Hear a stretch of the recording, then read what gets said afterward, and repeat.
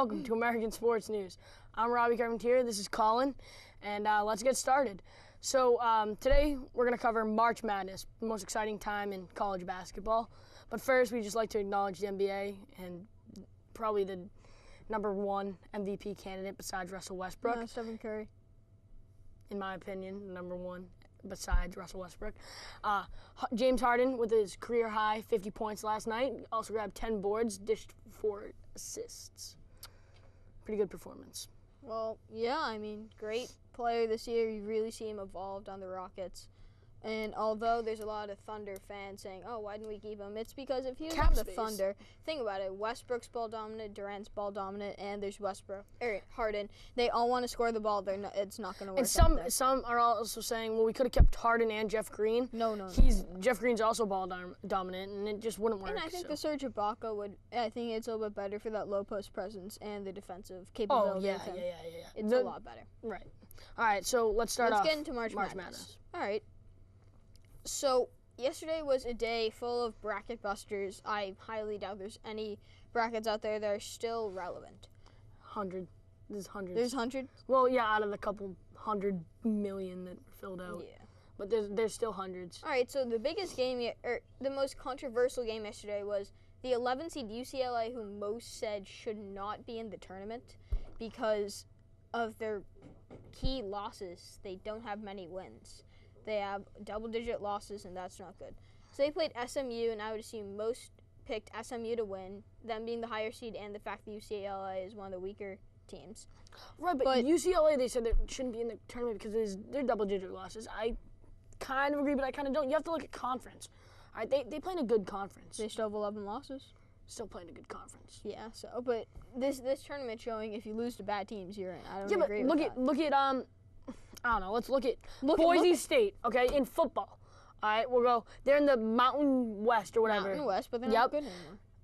Dude, the highest they get is the 20 seed. No. Not when college Kellen Moore football? was there. When Kellen Moore was there, they were a solid 4 or 5 seed.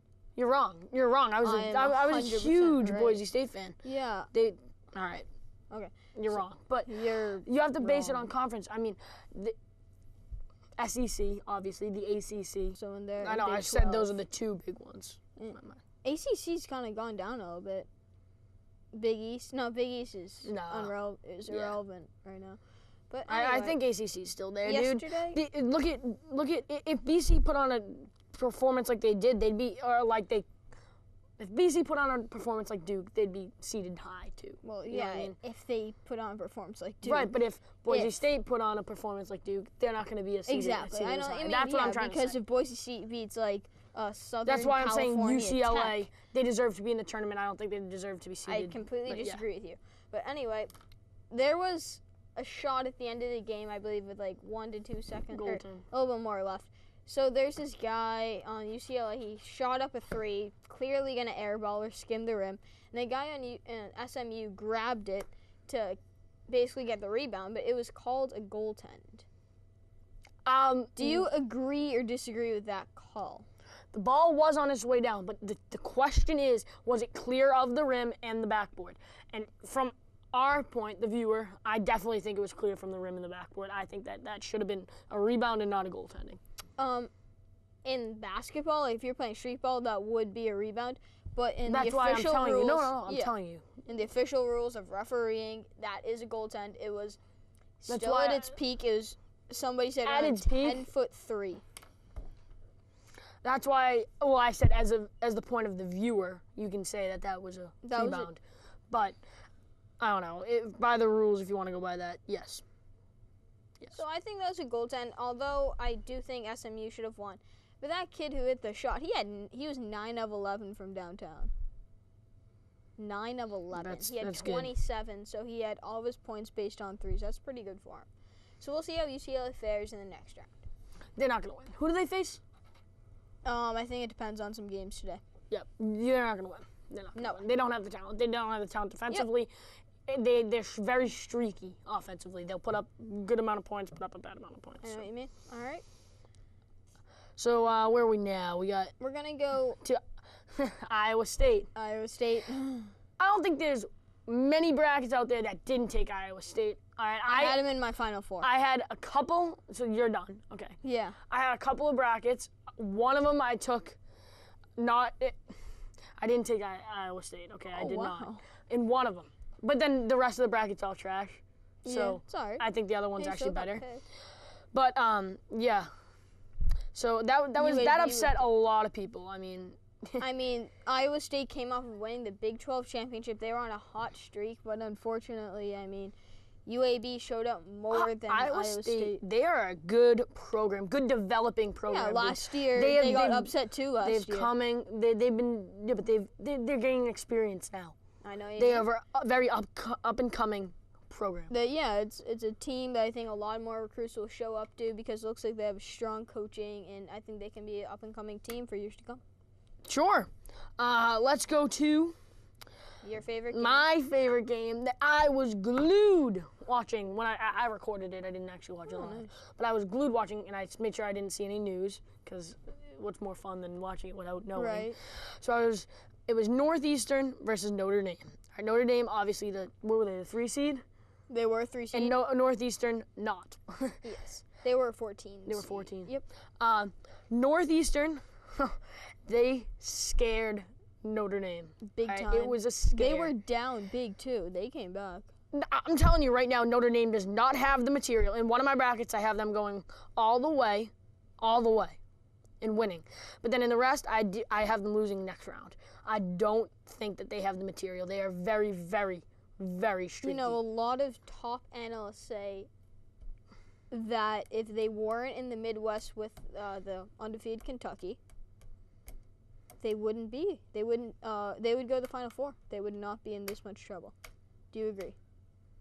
This much trouble? They just lost to Northeastern. They didn't lose. They just got scared by everybody Northeastern. gets scared. Kentucky almost lost to LSU during the season. I don't know, dude. You can't argue with that. Yeah, you're right. But LSU's not a chump program. Not a chump program at all. You just call Northeastern a chump program?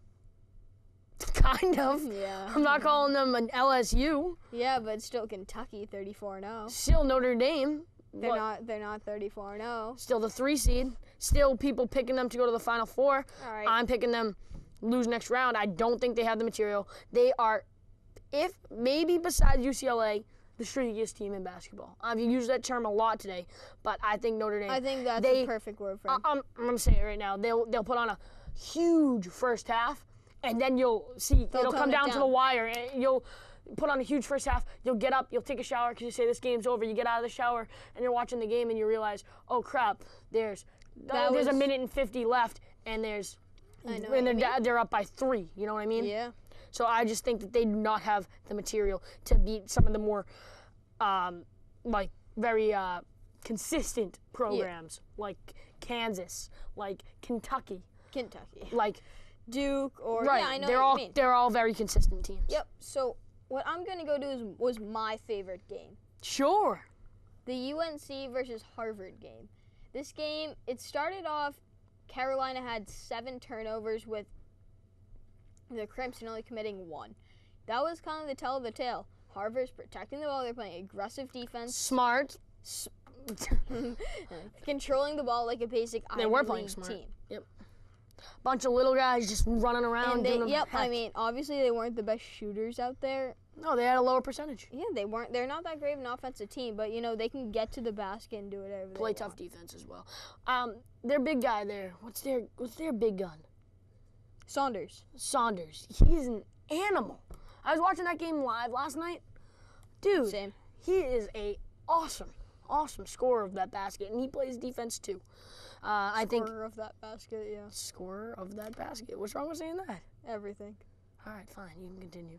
All right, so anyway, UNC was really dominating on the offensive part. They had a big man, number 3, who had 3 straight and ones on, I believe, 5 possessions or something like that. 3 straight on 5 possessions? No, I get you. No, all right, so well, you can't say 3 on 5. I'm just, it was your bad. You point out my bad, I'm going to point out your bad. All right. Respectfully agree with you. All right. Can I keep going? Yeah, go ahead. All right. So this guy is just pounding it down low, putting it up and getting hacked. And I think he started to change momentum. Then the second half, after kind of a dominating first half by UNC. Harvard came back and brought it to a really close game, which UNC only won by 2 on a last-second hoop. Who's UNC's most famous player that they have ever had? Jordan. Good. Just seeing. Just seeing if you knew. Just seeing if you knew. Okay, Rob. All right, so anyway, Rob, you can transition into your game. Baylor versus Georgia State. Who'd you take? I think everybody took Baylor. I love Baylor. I really do. I think that they are a consistent team. I do not think that they had the meanings to go all the way, but I think that they had the will, I had power. them losing in the round 32. I didn't think they were that good, but I didn't think they were going to You had them losing to Georgia State? No, I said I think they're going to lose in the round 32. You know what that is? The round of 32 with the second. Because it's okay. No, it's the second round if you just watched the game yesterday. Yeah, you're right. You're actually right. Okay, continue. Okay, so yeah, Georgia. 57-56, close game. Very close. All game. the way through. All the way through. There were no big gaps by either team. Okay, it was back and forth. And good game to watch. If you heard about Georgia State, you heard about their coach, who was the guy who hit the game-winning shot, or one of the more winning shot, or not more winning, the clutch shot. His dad was the coach, and he was celebrating when they won their conference championship. He celebrated so much that he tore his Achilles. I know, that was the funniest thing. Yeah, so you saw him celebrating yesterday on crutches. It wasn't a nice sight, but it was nice to see all the Georgia State fans getting excited. Hopefully they can be a team that can go deep in the tourney and do something big. I forget what it was. Did you see the highlight of the guy? He had a broken foot, the coach, and he was on one of the scooters, you know, where you push yourself along, like the broken foot. He pushed himself along like this, and then he was shaking hands with the coach, and he just completely falls out from under his legs. It was the funniest thing I've ever seen in my life. Nice. All right. You have to watch it. It's a lot more funny. Like to end it out, we're going to start with a really good game. It was VCU. Which we're going to end it by starting. Yeah, that, again, my bad. I'm going to call you on it. All right, I get you. You know. All right, so it was VCU versus Ohio State. This game ended up going into overtime. Thanks to D'Angelo Russell, basically, for Ohio State. That guy, if he's not the first pick, I know there's Okafor in town. And what was my guy I said the other day? Remember in the episode, I was like, I was just scrolling through names. I'm like, you gotta watch for this guy. He's like a freshman, like 5'6". Good times. That's why I don't know anything about basketball. Call me out? I am. All right, anyway. So this game went to overtime, and D'Angelo Russell had 26 points. There was a stretch where he was literally just walking into the corner and shooting threes, and he was making it every time. He was making them, though. You could not guard D'Angelo Russell that day. He even broke somebody's ankle so bad. It was pretty funny. You could probably check it out on YouTube, but it was a good game, went to overtime. VCU, Shaka Smart, he's a great coach. Kind of like a Brad Stevens when he was in college. Consistent team. Usually gets his team pretty deep. You know who Shaka Smart is? Yes, I do. And I don't think that Brad Stevens, I think their coaching styles are a little different. No, I mean similar, small schools and usually, consistent. Yeah. All right, I can agree with you there. I think that's all we got for basketball. That's all we got today. Thank you for watching American Sports News basketball segment. I'm Robbie Grimm here. That's Colin. And see you next. Hello, welcome to the football segment of American Sports News. I'm Colin. This is Jack subbing in for Frankie today. So right now it's the offseason in the NFL, and there have been a ton of signings and trades through a bunch of teams, and it's shaken up the league. It really has. There's been some teams with almost like full roster changes, full first platoon guys gone to different teams. Exactly. And so our first major offseason signing / trade is Brandon Browner. Brandon Browner was a free agent this year. He had a he had an option, and the Patriots declined to pick it up because rumor has it he works best with Revis, and they knew Revis was out, so they just said, all right, why don't we just keep it? Why don't we just get rid of the both of them instead of paying Browner to be a number one corner and he'll get burned? Exactly. So they let him walk. He ended up signing with the Saints, I guess, to sort of try to help their secondary, even though their defense is just awful. All right, so their next signing is another cornerback, Byron Maxwell. The Seahawks number 2 DB last year, he ended up signing a big contract with the Eagles, 6 years, $63 million. And this is kind of a strange deal considering he's never really been a #1 DB, and we don't know if he deserves that money. Well, you also have to look who he's playing under. Yep, He's playing behind Richard Sherman. Yep, and he has a great head coach and defensive coordinator. So, we'll see where that goes. This is also going to be a huge addition to the Eagles. the Eagles defense with that trade for LaShawn McCoy and Kiko Alonso. Yeah, Chip Kelly's been a madman this offseason. Yeah. And our next signing we're going to get into is probably one of the biggest of the offseason. We have Darrelle Revis signing back with the Jets. And after just one season and a Super Bowl with the Patriots. He chose to go back with the Jets because he wasn't getting enough money from the Patriots. Definitely. We just weren't willing to we weren't willing to give him the money that he wanted. Yeah. He got a 5-year, $70 million contract, 39 guaranteed. I think the reason that the Patriots didn't sign him is the years and the money per year. It's a bit much. I think he definitely deserves a contract, but I think age could play a factor into it. Yeah, but I definitely would have liked to have seen Revis come back. That would have been that'd be a great signing. All right, so next, another Patriot, Vince Wilfork, was another guy who the Patriots did not pick up his option, and he signed with the Texans. Now, this is going to be another big addition to the Texans defense. Now with already Clowney and Watt. We'll see what Clowney does, but yeah, obviously we know who J.J. Watt is. Oh, yeah. We didn't get a good look at Clowney this year due to injury.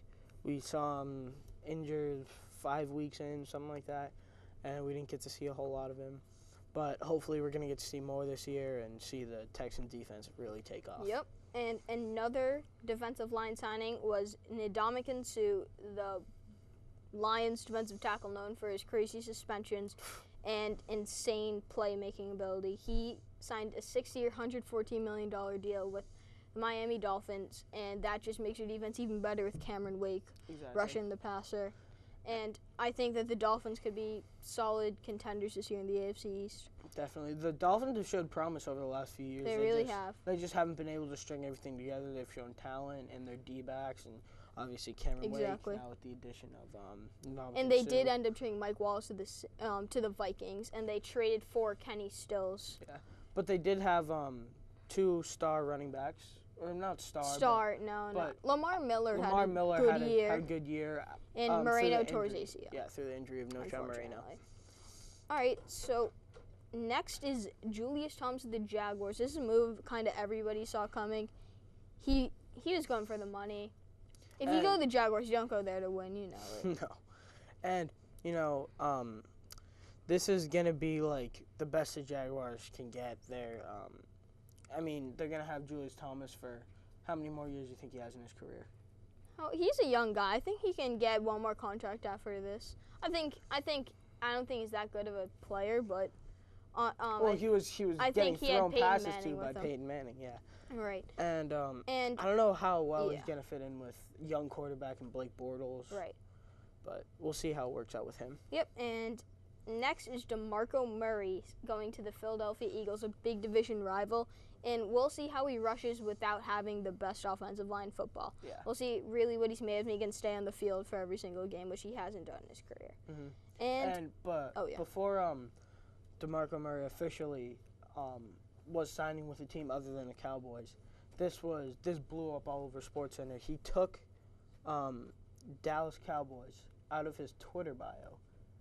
And so there you go. Before though, that kind of just was the nail in the coffin, showing that he was not going to come back to Dallas. Exactly. And a very controversial move was Greg Hardy signing with the Cowboys. Jerry Jones has been outspoken against domestic violence, and obviously we know that Greg Hardy is not a good guy at all. I know everybody believes in second chances, but I don't think this guy deserves one. We don't have to say what he did, but it was something just disgusting. The sports analysts were saying stuff that, like, oh, it doesn't matter it doesn't matter at all what you did off the field as long as you're performing on the field. I don't believe in that philosophy at all. Yeah, not at all. Even though that's how it's been going over the past few years. I mean, he's an excellent player when on the field. He's a just great player, but defensive end. Yeah. So we're gonna end this off with the big trades in the offseason and one more thing. So we won't cover these in too much detail, but Jimmy Graham was traded to the Seahawks for their 31st overall pick and center Max Unger. The Seahawks right now, I think that's a huge boost. Although they lost a strong center, they got probably the second best tight end in the league. What if Gronkowski's healthy? Yeah. And that's going to boost their offense a lot. He's going to be a great fantasy player. Oh, yeah. And next is Haloti Ngata to the Lions. That was an interesting move considering, well, not interesting, but it was a necessary move. It was a good move for the Lions, but nobody really saw it coming as they lost Nick Fairley and Ndamukong Suh. They really needed someone to fill back in that Right. defensive line position, and Haloti Ngata is just the guy for that. And there's just two more swaps. There was Bradford to the Eagles for Foles. It didn't really make much sense for the Eagles. I don't know why they did it, but we'll see. And finally, LaShawn McCoy going to the Bills for Kiko Alonso to the Eagles. Just another Oregon player to that defense. Oh, yeah. And finally, we're going to end this off with some surprising news. Up-and-coming linebacker Chris Borland of the San Francisco 49ers announced his retirement age 24. He said because he wanted to, quote, live a life after football. I don't know if that's exactly what he said, but it was along those lines. He didn't want to risk head injury or anything like that. And that's a legitimate concern in the league these days. You see these guys age 50 barely able to walk to their dinner. Exactly, and head injuries have been a rising concern over the past few years. Really scary. With obviously the bounty in New Orleans. Yeah, was a that big scare was with that. Definitely. But I think it's a legitimate reason. 24 is a very young age, and he did show promise. And yeah, coming he's one up of the and being better players, better linebackers. Yeah, being a talented linebacker in San Francisco, who also just happened to lose Patrick Willis to retirement also. So San Francisco, and they lost Frank Gore too. They've had a bad offseason. Yeah, their only good acquisition this offseason was Vernon Davis. Or not Reggie Vernon Bush. Davis. Or no, they also acquired Torrey Smith. Yes, and Reggie Bush. All right, so I mean, the only concern I would have with Chris Borland is the concern of younger kids not playing Pop Warner football. Exactly. Because their parents don't want to let them get head injuries. I know multiple people who they have that concern. And the other thing is a lot of young players could look at this and kind of copy it and say, I don't want to risk my head. I'll get out now. I've made millions of dollars at this point. All right, so that's all we got for the football segment of American Sports News, and we'll see you next time. Hello and welcome to the hockey segment of American Sports News. I'm Robbie Carpentier along with Herm and Evan over there. So let's get started. What do you got for us today, Evan? Well, the Sens are on a great streak right now. Hottest They're team in the NHL? making their way to a wild card spot right behind the Bruins right now. I'll tell you right now, dude, the Bruins have to pick it up. They have to start getting their act together and start working as a team because I can't. They remind me of the Celtics. Losing it in the third period. It's close game, and then we're losing it in the third period. Get your act together. I start moving the puck better. And I think Claude has part of this, too. I think he has to figure something out because with the team like Ottawa behind you, nothing's safe right now. Yeah, the Bruins are only one game ahead of the Senators for the second wild card spot. And if the Sens keep this streak up and the Bruins keep their streak up, it's not going to work. Keep their streak down, really. Yeah. Yeah, there's no streak there. Hasn't been all season. Very, very, very inconsistent. And the Sens' one of their reasons is Heyman 0-1 this season for the games he's played. Yeah, and .950 save percentage. I mean, it's mediocre, but stop. I mean, it's amazing. All right, he's playing great, standing on his head out there. And what's their goalie? Anderson right now. Craig sitting Anderson. there, watching him, the young stud, like Rask was doing with Svedberg at one point. And yeah. I don't know. Not that you can't not play him. Or you have to. Even Tim Thomas against Rask in the 2011? 2011. 2010 playoffs. Yeah. Yes, sir. I mean, you can't not play him. You can't. So I think you got to ride who's hot. And right now he's hot, so ride him. Exactly. Okay, next we have PK Subban with another embellishment fine. Good, dude, good. Him, Marshy. I love Marshy, but he flops so bad.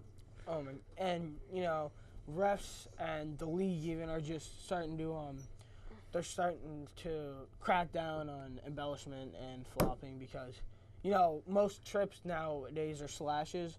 They're going for matching penalties. Right. For a slash and embellishment. And a dive. Or No, but I'll tell you right now, dude. I'm gonna say this right now. Hockey's not a game of flopping. All right, dude. It's not. And it's big news when a guy flops in hockey. It's big news. I mean, a guy flops in soccer, you don't even hear about it because he flops in soccer. The guy bites each other and they kick and pinch, whatever. All right. Kind of like you. Stop. And hockey now you hear it like it's big news. It's top of the headlines when Other someone's sports, flopping basketball and soccer most of the time, exactly have stuff like that all the time. Flopping. And Subban got fined $3,000 for the penalty, and the second time this season, he got fined $2,000 for embellishment. That's crap money. All right, we gotta It's not worth anything to them. He doesn't care. Good, so the guy won't be going out and buying his new $2,000 suit. Instead, he's gonna, what I mean? $1,000 suit. Exactly. Buy a regular suit for whatever they sell at Joseph Bank. All right, Evan, what do you got for us now? Next, we have the possible #1 picks in Connor McDavid playing for the Erie Otters right now. Can I take the next one? Yeah. What's the name? Jack Eichel. That's the one. All right, McDavid. Right. I think he's a better, fully developed player. But you look at potential. Jack Eichel's there. Eichel's there. He's a freshman, and he's starts first line on the number 3 team in the country. Best kid on the team as a freshman. He's a real freshman. True. Yeah, he's not compared to a 21-year-old one that's played juniors for 3 years, and yeah. And Connor McDavid, though, he has put up some incredible stats this year alone. In how many games? 46. He has 43 goals, 75 assists.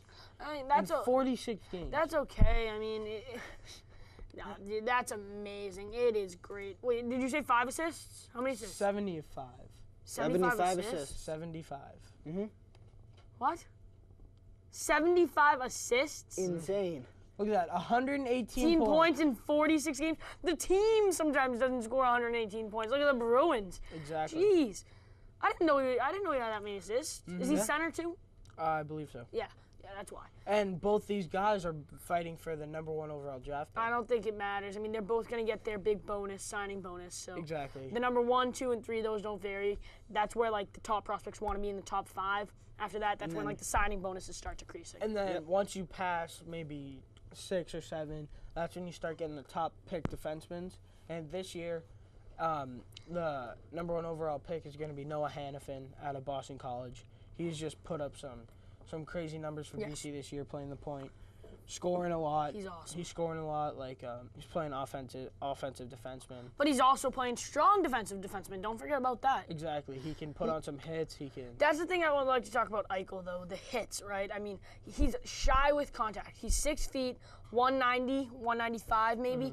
I'd like to see the guy. He's a big enough kid that he doesn't have to be scared. He's not like Marchand. I'd like to see him thicken out a little bit, maybe get it 215, 220, and start laying some hits in there because he can. He's a big kid, and he's probably not even done growing yet. He's going to be 6'2" at one point, and he's going to be.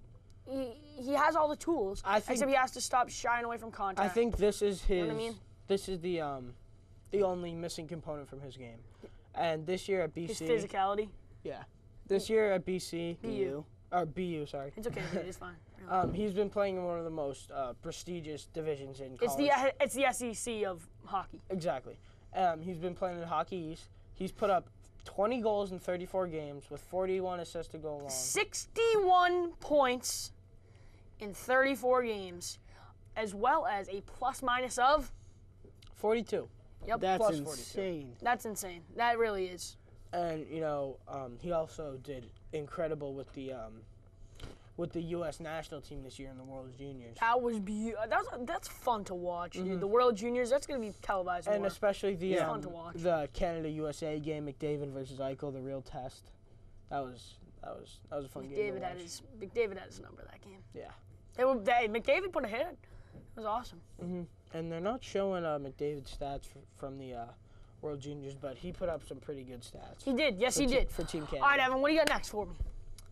That's it for today. All right, dude, I'm gonna keep going. All right, so let's say, what are we gonna be saying a month from now? All right, when the NHL playoffs roll around. We gonna be saying Bruins, or are we gonna be saying Senators? I think we're gonna be saying the Senators. They're right now. If they're playing the way they are right now, then the Bruins have no chance. The way they're playing right now, if everything stays even, then the Senators are taking it to the playoffs. Jeremy McDermott? I think what I'm The really Boston soul of you. what I'm really hoping for is I'm hoping that Boston retains that 8 seed. Oh, Boston retains that 8 seed. dude. Ottawa moves up past us to take the 7th seed and knocks Washington right out of the playoffs. Capitals? I'd love to see that. All Sitting right. at the 7th seed. I agree with you. I agree with you in the fact that I like to see them go. I don't agree with you. Oh my God, that's disgusting. But what I picture is Bruins 8, Ottawa 9. Ooh, I that's think tough. that they do not have the deepness in the roster to keep up their streak. All right, sure they have a streak and they're a real streaky team. But they don't have the deep roster that the Bruins have. And, well, thank you for watching the American Sports News Hockey segment. I'm Robbie Carpentier. This is Herm. That's an ingrown toenail. And that's Evan. Signing off. Hello, and welcome to the baseball edition of American Sports News. I'm Herm, here with Colin and Robbie. I'm Robbie. And right now we're in towards the end of March, which means opening day is just around the corner. Just around the corner. Oh, God, no. And so we're just gonna go around and make some predictions for our winners and losers of each division. Sure. And so I'll start off with the AL East. My prediction is I have the Orioles winning another AL East title. Whoa. And the Blue Jays coming in last place. You have the Blue Jays coming in 4th. Fifth. Oh. There's 5 teams, Herm. Come on, I Herb. wrote 4 instead of 5. Hey, So it's who's gonna come in 5th? 5th, the Blue Jays. Who's gonna come in 4th? Rays, you're thinking? 4th, Give me your prediction. I just won 1-5. No, but I want to know your standings. I mean, like, there's a huge difference because a team could come in 2nd and meant win to write 85 fifth. games and get a wild card. A team could come in 3rd and win 83 games and not get a wild card. You never know. So I want to know. I wrote 5 by accident. I know, but who do you think, following the Orioles, who's going to come in 2nd place in the AL East? I think the Boston Red Sox are going to come in 2nd place. You see them making a wild card? Maybe. Possibly. Maybe Okay. sneaking in. All right. Good enough. Colin? In the East, I have our hometown boys, Red Sox winning it, mostly because I think they're going to trade for Cole Hamels. 2, what? You don't think so? No, they're not. I don't know. Watch out the deadline. 2, I have the Blue Jays, unlike Jack. I like their offseason additions of Donaldson and Russell Martin. I think their staff can hopefully do well. I don't think you can I do agree that. with you, Colin. Continue. 3, I have the Birds, the Orioles. I mean, they have one of the best managers out there. And 4, I have the New York Yankees. I think their lineup is a little bit weak. Showalter? Yeah. Oh, yeah. I like him. And 4, I have the Yankees. I think their lineup's a little bit weak. I think their lineup's pretty weak. Obviously, the loss of Jeter in the clubhouse is going to hurt. And Masahiro Tanaka, if he can repeat what he did last year before he got hurt, he can lead that staff. Right. Unfortunately, I think that the rest of the rotation's He was too having thin. a buckle first half. He was like 11 and whatever with then he got 1 hurt. ERA and this and that, and he was awesome. Yep. And coming in last place, they got Tampa, just because I agree. They traded all And the they best players away, basically. And they lost their manager. Well, yeah, and Evan Longoria, I like him. He's I like him a he's lot. there, but He's their leader in the clubhouse, on the field, and in the press box too. Like he's always there. He's the face of their franchise. Yeah. Yeah. But then they just lost Chris Archer. Yep. They lost David Price, He's the obviously, most at the underrated pitcher deadline. in the MLB. Here's Underrated. the future of their pitching. I'm not Definitely. gonna stop there. He's the most underrated player in the MLB. He's a heck of a player. What can I say? I'm not going to lie. Player. You know who said that, actually? Who said he was the most underrated player? Who? Guess. Kevin Millar. Yes, he did. He said that. All right, now I'm a Kevin Millar fan. He had a 2.5 ERA last year. That's great. You never hear about him. The kid's what, 22, 23? 24, I think. But yeah, right. Still young. A lot of talent in front of him. So I'm gonna go with my guys, the Beantown Red Sox. There you go. Coming Robbie. in first with 93 Oh, wins. you're doing wins. No. I just wanted to say that. I don't know. No. 96 wins. And they are not going to trade to get Colt Hamels because they don't need him because they're going to have Masterson, who was a developed ace when he was with Cleveland. Don't forget about that. He was hurt last year, and that's why he had the 5 ERA. Don't even start with that. I think Buchholz is going to make a difference. I think Buchholz. And I think when he's healthy, he's a Cy Young candidate. Don't even argue that. And don't even argue Porcello, that. too. Porcello's going to be a great 3. I think Miley's going to be a great 4. Kelly's going to be a great 3. How about Masterson? We have a rotation made up of 3s. Don't lie. You don't. Porcello's a 2, arguably. No, he's not. No, he's not. Well, no, he's he is arguably because he pitched a bulk pitched of his behind, career. Behind yeah. Max Scherzer, he pitched behind David Price, Price behind Verlander. Yeah, but his stats aren't Sanchez. a 2. His stats are not a 2. He's a good back of the rotation pitcher. I'm not saying that he won't be a 2 later on in his career. I think he's but right now he is not right a 2. I think he's 2. I don't. I don't think a 4.3 ERA, a 4.5 ERA, and a 4.75 ERA in 3 full seasons is a 2 for me. I think that's a 3, 4, maybe give 5. me his stats from last year. 15-13, 3.4 ERA. So, see, he had solid stats. Yeah, also was like second in hits given up and walks and hits per inning. Okay. That means runners get on base, and that's scary with the defense that the Check Red out Sox his have. whip and ERA to very. Whip is walks and hits per inning, broski. Yeah, I know, but what was the exact stat? Please pause for a moment of reflection. I can't find it. Hey, it's all right. All right, that's fine. Whatever. But he's actually really high in walks and hits per inning. Mm-hmm. But so runners get on base, but he's a ground ball pitcher, which helps him get out of running runs on base. So and then in last place, Rays, just because of the reason we stated earlier. I can see the Orioles finishing in 2. I can see the Jays in 4, and I can see. I think the Jays may be a little bit higher. I mean the than Jays 4. in 3, and then the Yankees in 4. All right. So moving on to the AL Central. Sure thing. Winning the Central Division, I have the Chicago White Sox. And coming in 5th in the division, I have the Minnesota Twins. Sounds accurate. But except for the Sox, then. I'll tell you, dude, this might be the most stacked division in the game. Or maybe I worded that wrong. The most close division in the MLB. I think that the NL East is really good. And I also think the AL Central, East, if they're all healthy, I love is good. the Central this year. Who, NL Central? Yes. That's Cardinals, Pirates, Brewers, Reds, and Cubs. Yeah. 2013, they had 3 teams in the playoffs that year. I'll tell you what's right about the MLB right now, which I really like. It's not like the NBA where you know what teams are going to contend before. Yeah. Any team in the MLB right now, maybe besides the Twins and the Astros, could come out and win the championship. Yeah. Who knows? And even they're all healthy. Even just look at the Twins stink. Yeah, I thought you just said the Twins and the Astros can come out. I said every team. I said besides maybe the Twins and the Astros. My bad. Like you look at and you even just look at this year's World Series. There's 2 wild card teams. Yeah. In the World Series. I like the double wild card. I really like that. Yeah, that was great. Colin, what do you got for the Central?